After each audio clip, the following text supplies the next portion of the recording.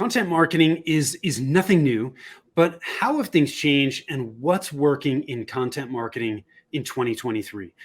Our special guest today will share the secret sauce with content marketing in 2023. You do not want to miss this discussion.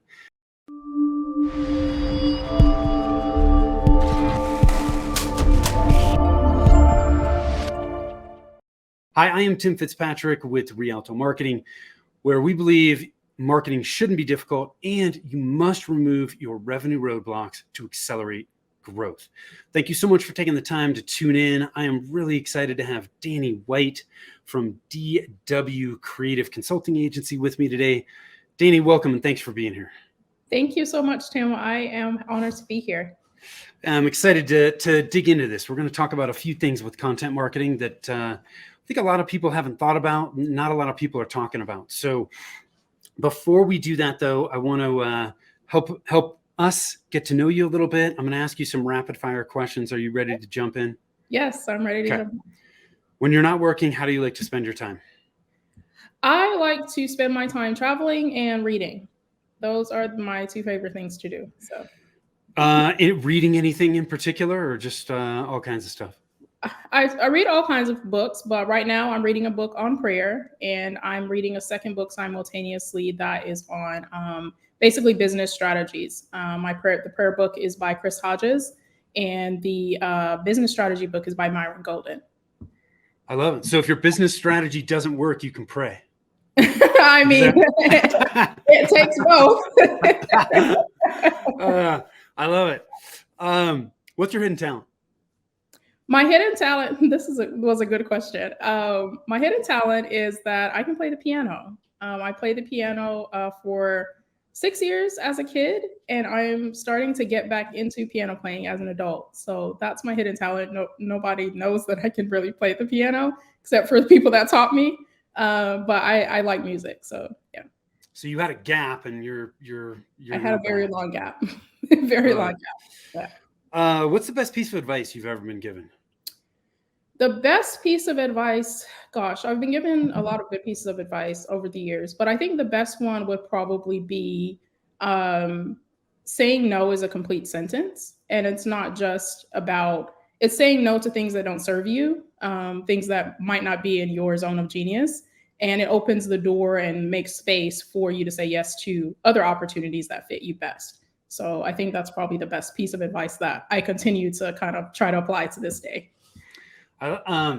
This piece of advice is super appropriate for me because this morning when I was meditating, I use the Calm app, if you're familiar with that. Mm-hmm. And he was talking about unsubscribing from the things that aren't serving you, not just email lists that you're on, but all the other things in our life that aren't serving us. Yeah. So there's so many other things that it's like, okay, do you really have to be the person that does this? Right. Yeah. So, yeah.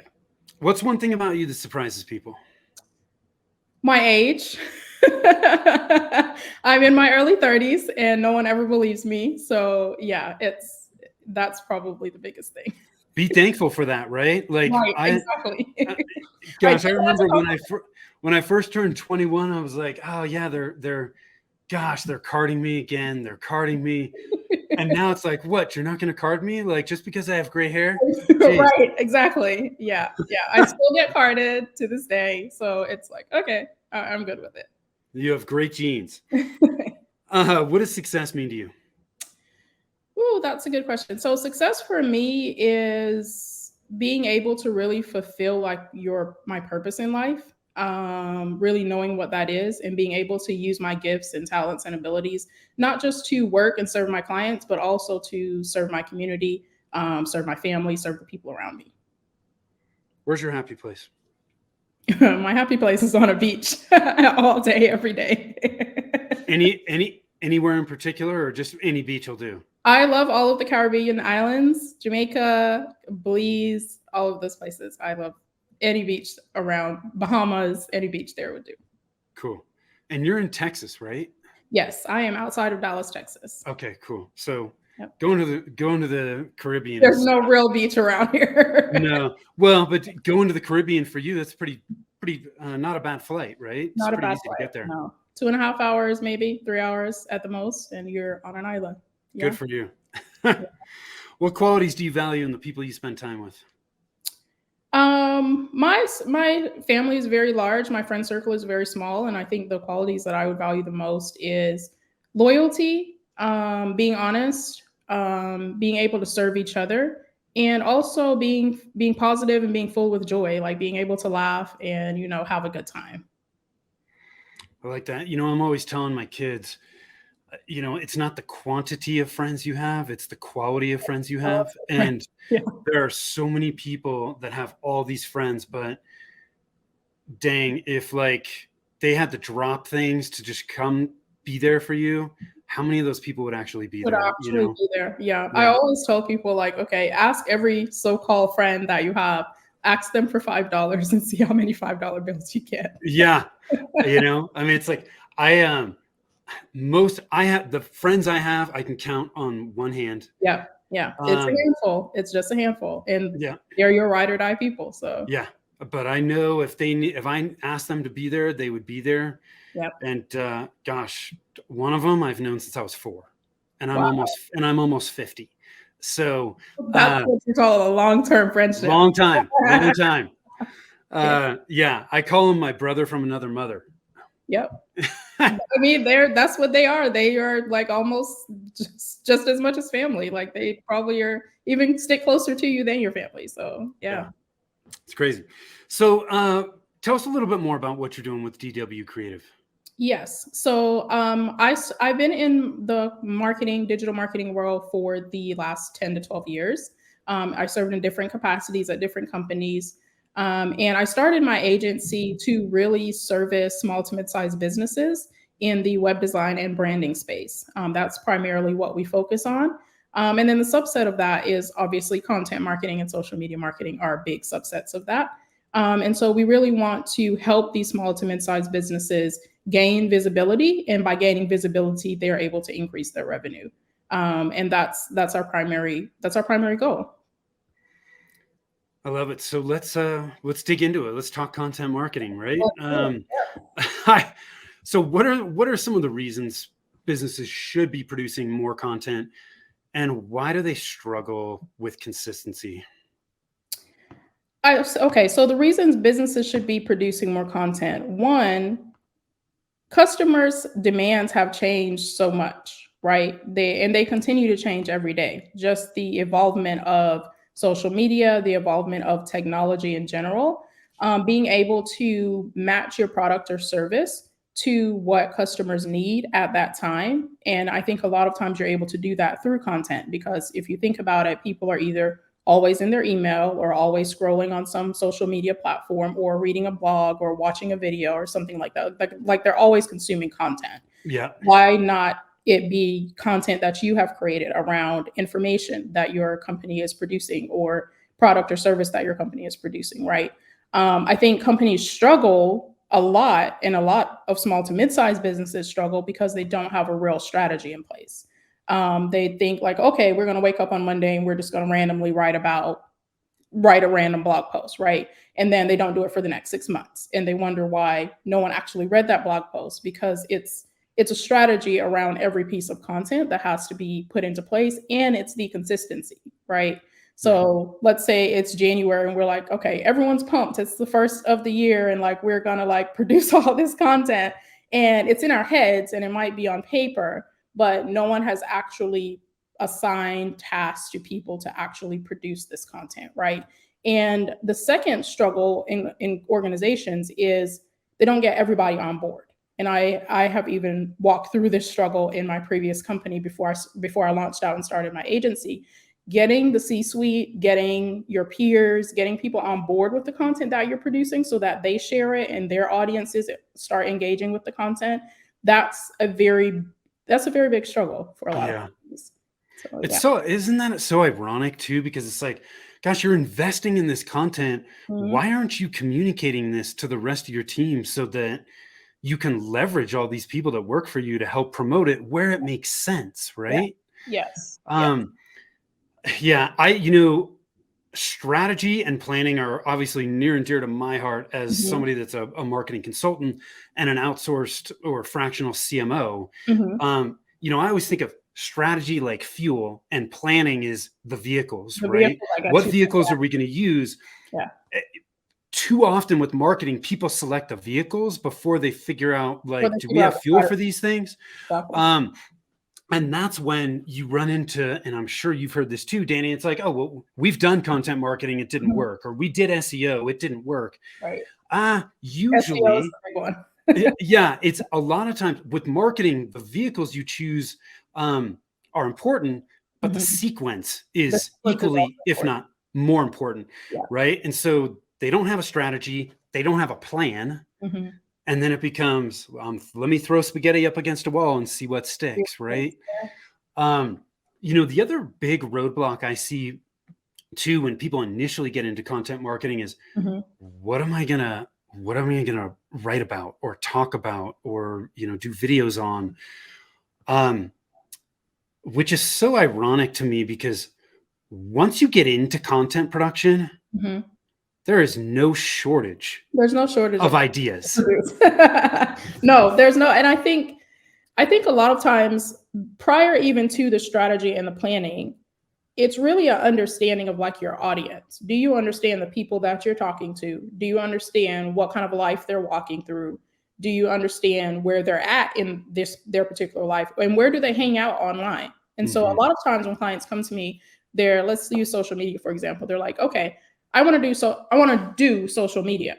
What does doing social media mean in your world to your clients, right? Where do your clients hang out? And so before we even get to content strategy and content planning and creating content and videos and all of that, before we even get to any of that, we have to take a step back and go and ask that client, like, okay, let's do some market research. Let's do some audience development. Let's look at, okay, where does your particular client hang out, right? Are they moms? Are they hanging out in Facebook groups? Are they hanging out on the soccer sidelines or wherever? Like whoever your audience is, you have to find out where they hang out, and they don't hang out in a million places at once, right? And I think Yep. that's also goes part to the budget question of like, where do we spend money at when it comes to content marketing? And a lot of times that's also like, let's just throw money at all these platforms and see what happens, right? And Yeah. in some ways it's experimentation, but in other ways it's just a waste of time and money because we don't want to sit back and like do the actual work that Yep. matters, which is the planning and the development work. That's the work that really matters. Well, and they're wasting time and money because they're not fishing where the fish are, Exactly. right? That's another. So I love the fact that it all goes back to strategy. And to Mhm. me, everything from a strategic standpoint with marketing starts with your target market and your ideal clients. You have to understand them Mhm. and what's important to them, right? You talk about where are they, right? We call this tool an ideal client GPS. Mhm. So it's a list, right? One of my mentors said success starts with a list. Well, where the hell are all these people? Let's spend the time to create an ideal client GPS. Mhm. And when we do this, it depends on the client, but this could be 20, 30 pages of Right. information in a Google Doc. Mhm. Just where do your ideal clients hang out? Right. So I love the fact that you brought that up, because the other thing we also need to understand to create effective content is we need to understand the customer journey. What's that Customer journey. experience that they have Yeah. from the minute they start to think about Mhm. whatever you do all the way through buying and doing repeat and referral business, right? So Right. you want to map the types of content or the topics of the content that you're producing to various aspects of the journey, do you not? Exactly. Yeah. Yeah. Yeah. And I Cool. think that because the customer journey is constantly changing, like the demands are different, because there is so much information online, customers today are able to go and research before they even come to fill out a form on your website, right? Yeah. So I think it's a careful balance between just throwing a bunch of information at your ideal client and giving them the actual information that they can't get anywhere else but from Yeah. you, right? So I think it's a very fine line between the two. Yeah. Do you also see, you obviously want to put content out there that's going to be helpful for your audience, Mhm. but there's also the credibility and authority building side of creating content. Yeah. What are your thoughts on that? Okay, so I thought the words thought leadership is like the big overarching category for this type of content, right? Yeah. And I think that too, there's a balance between actual thought leadership that informs and educates and helps your audience, and throwing your opinions into a blog post and calling it thought leadership, right? Yeah. So a Yeah. lot of companies, they struggle to do thought leadership because it's not just throwing information out there, it's really taking a specific topic and carefully crafting your opinion and your process, creating your framework, maybe if it's a topic that's that big, and then recreating that and producing it for your audience, and having and having case studies and having places where it's been proven. I think we say thought leadership, and we tell companies to produce their content as thought leadership. I don't think you can get to a place of creating thought leadership content unless you've been leading up to this point with relevant, informative content already. Mm-hmm. So that could be like a video that's produced every week by your chief marketing officer, right? Yeah. That could be a blog post that is posted on your website and then distributed to maybe different syndication channels by your CEO, something like that. And then you kind of evolve into thought leadership. I don't think it just happens. It seems to me too that with thought leadership, it can't just be we're creating videos or we're creating blog posts. Mm-hmm. The executives within the company also need to be present. They need to be present at exactly. Events, association events. I mean, Mm. whatever else it is, you have to be. It's a multi-pronged approach, isn't it? Yes, that's true. Yeah. It's not just one thing. It's not just one thing. It's not just one thing. That's very true. But also, like when you're going into these events, these people are actually on board with the strategy that you have put in place. That's where we get back to like the strategy and plan. Have we done enough informing and educating of our own internal teams to get them on board and to make sure that they're actually carrying out the right message and the right branding along with that, to the audience that they're speaking to. So let's say that you are talking to the C-suite, and there are your CEO or your chief marketing officer, or even your financial officer. Those people, they are talking to a specific level of people, right? Because their title carries with it some type of authority, right? Yeah. So you want them to be on board with what your overall plan is. Now, what they talk about might be more aligned to like their line of business or their line of work. But overall, you want what they're saying to resonate with audiences that might not even be in that room. That's what I think true thought leadership is. It's being able to change the minds of like the general population of an audience and not just a very, very small focus. Got it. Now, you also you talk about this concept of content scoring. Mm-hmm. Tell us a little more about that. Like, what is it, and why is it really important for the future of content production and generating results from the content that we invest in? Yes. So content scoring in my book is a way to evaluate the performance of content. So when we think about creating content or creating net new content, right? We're not just thinking about throwing content into a vacuum and just seeing what it spits out. We're thinking about, okay, we're going to produce this content. We know our target audience. We know that this content, there's a high percentage that this content would resonate with. And then once this content is out there and we've distributed it, we know the distribution channels that it's going to go through. We are going to take a step back and actually evaluate the performance of this content. Did it actually accomplish the goal that we wanted it to accomplish? And whatever that goal is, if even the goal is to get 100 new likes on your LinkedIn profile, if that's the goal that you have set for your content, did it actually accomplish that? And if it did not, why?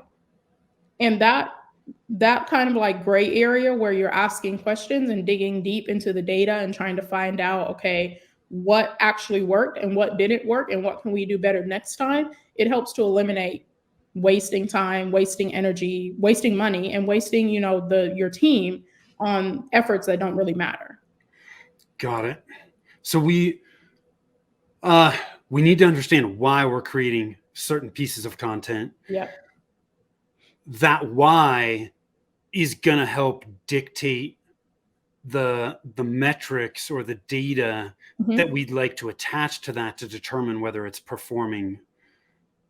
Did I get that right? Yes, that's correct. So when you create and produce content, there should be some type of end result. Yeah. Like we should be aligning KPIs to the content that we produce, right? So let's say that we are producing some type of long form content, and the idea is to use it for sales enablement or lead generation, right? Okay, how many leads do we want to generate from this content? And do we reach that number in the next 2 weeks? Do we reach it in 3 weeks? Do we reach it in 4 weeks? And if we don't reach it, what was the reason? Like, why did we not reach it? Is it because the content isn't good? Is it because the content is off brand? Is it because it's not in the right voice? Is it because it's not even reaching the right audience? All of these things like come into play when you're doing the measurement. So that's what really content scoring is. Basically creating a chart and scoring your content accordingly. Are there any particular tools that you like to use that help you track the performance of the content? I think one good tool that we've used in the past is Market Muse. Market Muse is, and I'm not getting paid by Market Muse to promote them in any way, but Market Muse is a tool that you can use to evaluate your content in alignment with competitor topics, right? So let's say that you are writing about the importance of content marketing, and I'm sure there are thousands of other blogs and articles and websites that are talking about that same topic. But are you the most comprehensive? Do you give the most valuable information, the most relevant information? And does that allow you to rank or compete with your top 3 or top 5 competitors? Market Muse helps to evaluate that type of information. Do you guys use Google Analytics to track content as well? We do use Google Analytics. For larger, I guess you would say for larger websites that are regularly producing content. If it's a smaller site in which they're not really producing content on a regular basis, or they're just producing content on social media, then we'll use the social media evaluation tools. Like social media, Instagram, Facebook, they do have reporting built in, and we'll use that to kind of measure, okay, did this post resonate with your audience? Did it not? Should maybe we be doing a video on this post if it got X amount of clicks or X amount of shares, things like that, to kind of keep the funnel going, so to speak. Yeah, got it.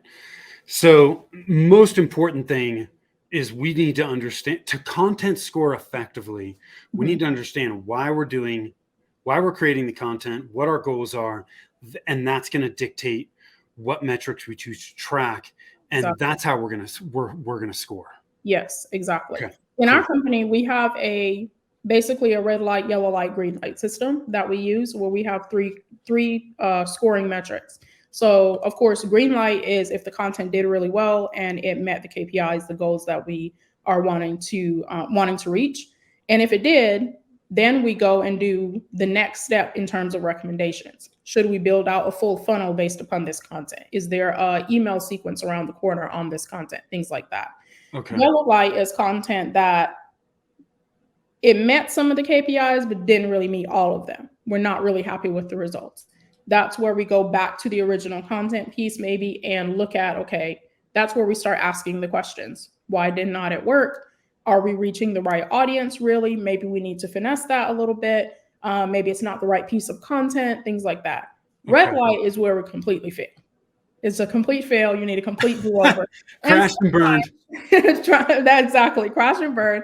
Sometimes there are clients that can be relatively difficult, and they are sold on the fact that like this piece of content is going to work, and they've not tested it yet. So you put it out to the audience and it actually fails. That's where we go back and say, okay, audience development needs to happen. Market research needs to happen. We need to determine what your audience actually wants, not what you want to sell them. Yeah. And then work backwards into that to create new content that actually matters to the audience. Because at the end of the day, you can create content all day long. If nobody watches it, if nobody reads it, if nobody cares, you're not going to sell and you're not going to make generate revenue, right? Yeah. So it's a very strategic process, and sometimes people think it's a very lengthy, like unnecessary process, but it really isn't. Content is something that it really controls the world. Yeah. Like people are continuously consuming content of Yeah. all kinds. And the way you present yourself in terms of creating content, the way you present your brand, the way you present your product, like that's what they're going to remember you as. So it really does matter. So we all have, a lot of us are in very competitive spaces. Mhm. If we're only focused on organic, i.e., for those, we show up naturally, we're not paying to be there. Mhm. What kinds of things would you share with people of like, how do I compete against larger competitors, that maybe they have paid budgets? How do we compete? For competition, this is what I always tell people. Consistency is what really matters. So if you find out that your competitors are showing up X amount of times a day, every day, you look at the content that they're producing and you're not producing that kind of content organically, that's where you want to start. It really does start with a heavy competitor analysis, which is real easy to do. If I were to go to google.com and incognito screen and type in any range of topics, I would see my top 10 competitors that are showing up for that topic. I would see the volume, I would see the type of keywords that they're ranking for. And I can easily go to those websites and do a review of like what type of content are they producing? How long is the content? I can even look in a tool like SEMrush or Ahrefs and find out like how many people are coming to that piece of content in a given month or a given quarter. Yeah. I can do my own internal analysis, and then I can look at what I'm creating or not creating and create a list of, okay, this is what I need to be doing. This is what I'm not doing and I need to start. I don't see competitors doing this, so maybe this is something that I can experiment with. That's the 10 to 15% of testing and throwing things against the wall and seeing if it sticks. The other 80%, 85% should be actual things that have proven themselves to work. I personally always err on the side of organic. I do limited paid media just because a lot of small to mid-sized businesses, they don't really have the budget to do a heavy paid media campaign, right? Yeah. And so you can throw $25, $50, $75 here and there on paid media, but it's not really going to get you a lot of the results that you want. You typically need a larger budget. You typically need a more long-term budget, months at a Yeah. time, to actually see some type of result. And that's why I will tell people focus on organic. If you're doing everything that you can do on organic, you should start seeing some results. That's creating evergreen content, making sure you have a proper email marketing sequence. You're sending out your newsletters every month. You're growing your social media following, like posting, however, whatever your cadence is for posting, creating content that resonates with your audience on social media, making sure you're also on the right social media platforms. I think a lot of times, especially in B2B, a lot of times we get caught up in like, okay, we need to be on every single platform that exists, and your clients are not there. It does not matter, right? So Yeah. if you are selling servers and you're trying to reach engineers and they don't exist on TikTok, your creating videos on TikTok is like totally irrelevant, right? Yeah. And then also just building like building a community, building a community of loyal followers. That could be in a LinkedIn group or Facebook group. That could be on social media. That could just be people who always share your content, who refer your product or service to other people. There are a lot of organic ways to kind of do that. And then also link building, like focusing on making those connections with relevant magazines, relevant publications, things that are related to you. Reaching out to peers like you and I are talking, we're both in the marketing space, right? Reaching Yeah. out to peers and, creating those connections and relationships. And that's, it feels like a lot of work sometimes, especially if you're a small to mid-sized business. But again, once you create the strategy and you create the plan and you have, okay, Monday through Friday, I'm doing these three things to elevate my organic marketing, over time, you'll start to see results. Yeah, we were talking a little bit before we went live that like it's a lot of work. There is no silver bullet. Mm-mm. Content takes time, and if you don't want to do it yourself, it's going to take money, right? Exactly. Yeah. So that's just the reality of it. And I love the fact that you've talked about consistency, right? We've got Mhm. to, you can't create content and expect that 2 months from now, everything's peaches and cream. It's just Yeah, not how it works. yeah. It's a long-term investment. It's a long game. Um, but I think it's a game that a lot of us should be playing in. So, Yes. It's a game worth playing because mhm, that's where people are. People yeah, are consuming content every single day, right? It's yeah. just a matter of, are they consuming your content or not? Yeah. Yours or your competitors? Someone's content. Are they consuming you or are they consuming someone else? So Yeah, that, and I think a lot of times a lot of clients are looking for a silver bullet. Like they're looking for the easy way to do things. They're looking for the fastest way to do things. And I think, no shade to social media, but I think social media has messed up the idea of like this microwave type of consumption, and type of results. And long-term results take time. Every good thing takes time, right? So yeah, I think it's the patience and the consistency and having a plan and working that plan, right? It works if you work it. yes. That's kind of like the thought process. So, Danny, it's hard for us to. I can't end this conversation we're having unless we talk about Chat GPT. Right. Like everybody's talking about it, so why not? Why not you and I? Um, I think a lot of business owners see Chat GPT as, oh my gosh, I can like easily create all my content, and I don't need to worry about paying somebody on my staff to do it or paying an agency like yours to do it. What are you seeing with Chat GPT right now, and obviously understanding that it's evolving very quickly?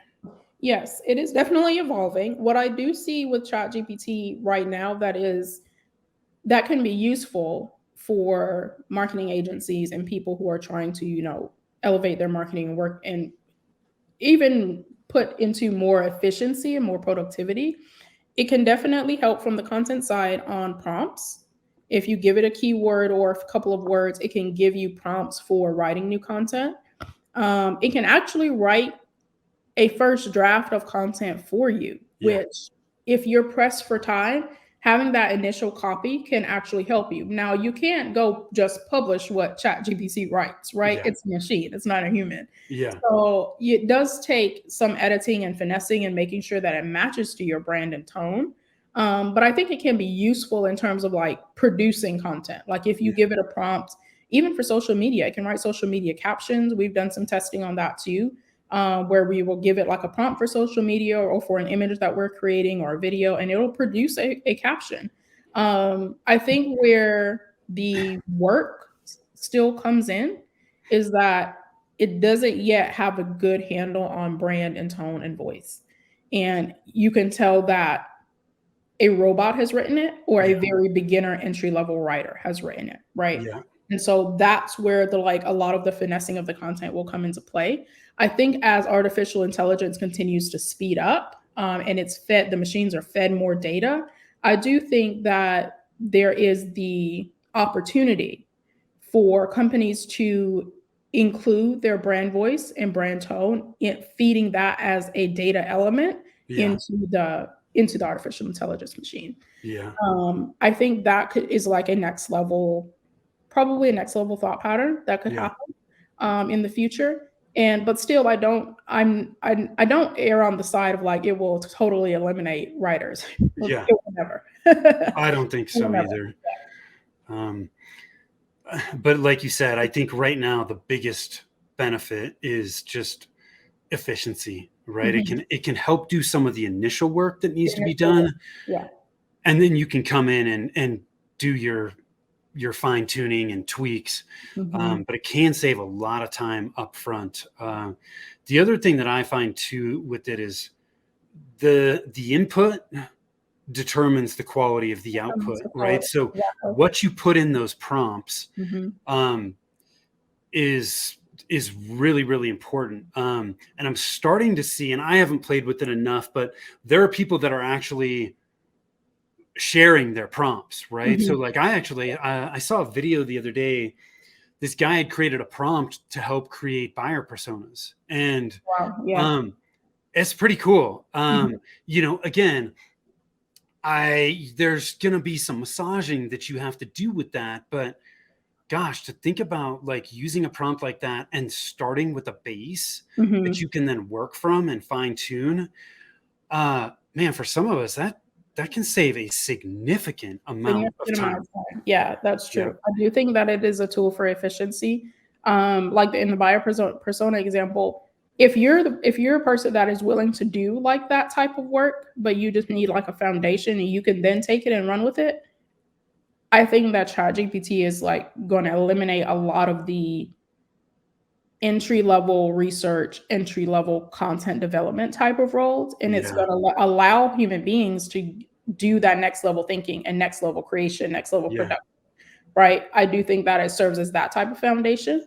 And if as long as you're not lazy and you're able to take that information and like then build upon it, I think it could help you to like create some good content and be able to create content that you can repurpose as well. Yeah, I love it. This has been a great conversation, Danny.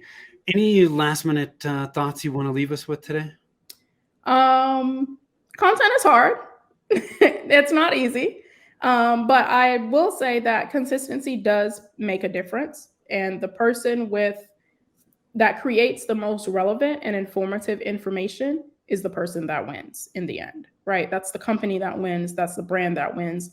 And that's the company and brand that will stay memorable for readers and for people and for audiences in the future. So be patient, get a strategy in place, know your audience, and be consistent with it. I think that's what I would say. Speaking my language, Danny. Where can people learn more about you? So yes, you can visit our agency website. It's dwcreativeconsultingagency.com.